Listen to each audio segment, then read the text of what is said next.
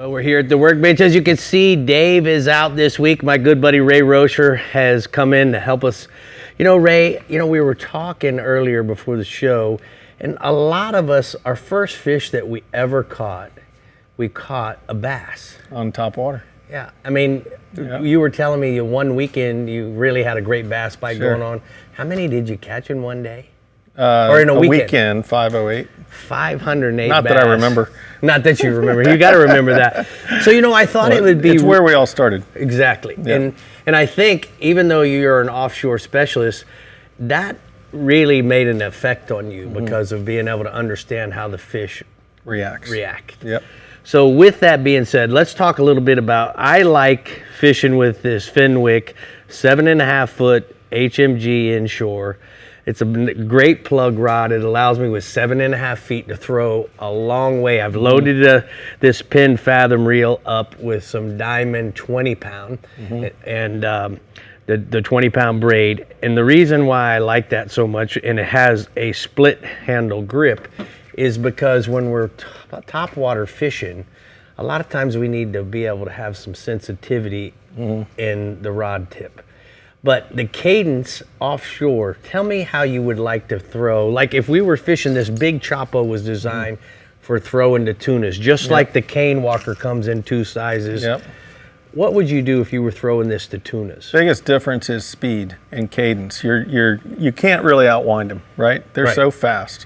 The best thing you can do is pull as fast as you can, and that really, talk about reaction, makes them react to that and bite just because of the way they're used to pursuing. You don't see a flying fish taking off lazy, right? You don't see a ballad who's skipping on the surface slowly. Right. So in the blue water, you're dealing with fish that are built for speed.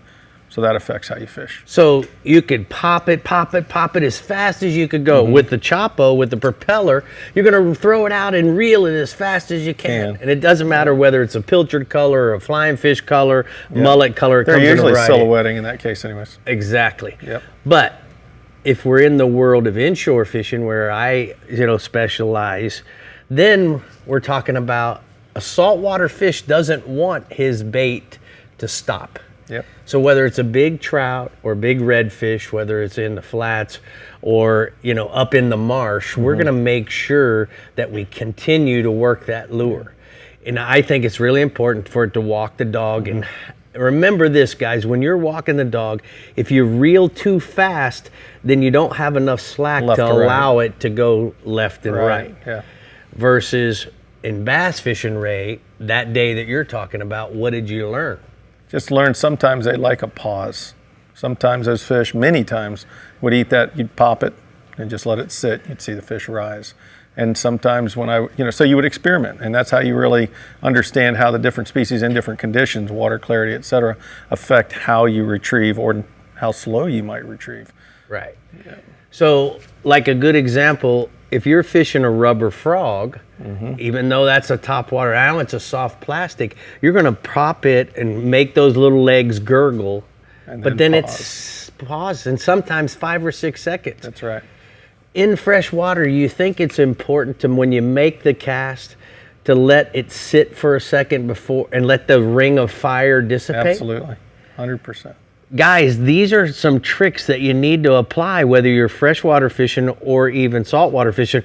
When it hits and you throw to a school of redfish that you've just rupted, which is reconnaissance under power, where they heard the boat company and they raised up, you throw in there and twitch it as fast as you can, just like if you're throwing into tunas busting on the surface. Yep. A lot of it is watch their prey too. If you ever see, whether it's a frog or whatever it is that they're eating, minnows coming out. Bottom line is watch how they react. And also I always say failure teaches me the most. When I'm not getting bit, I change something and hopefully create success, and that teaches you a lot. That's good advice. In the hybrids we're forgetting, certainly early in the morning with top waters, a chrome colored, something matches a shad, the pilchard color like this would certainly be a really good one. Now remember, guys, there's also some of these topwater lures, they have a flat nose, as you can tell by this hijacker. So when you're working it, as you pop it, it actually has a pop sound, a gurgle, like a popping cork. Plus Yep. you get the benefit of having that walk the dog 180 degrees. In saltwater, if he comes up and blows up on it and misses it, speed it up, twitch it a little faster. If the bass misses it, you're gonna let him get it. Pause. Yeah. All right, it's all in how you wiggle your worm, guys. Don't forget that. Absolutely. And you know what? I think that's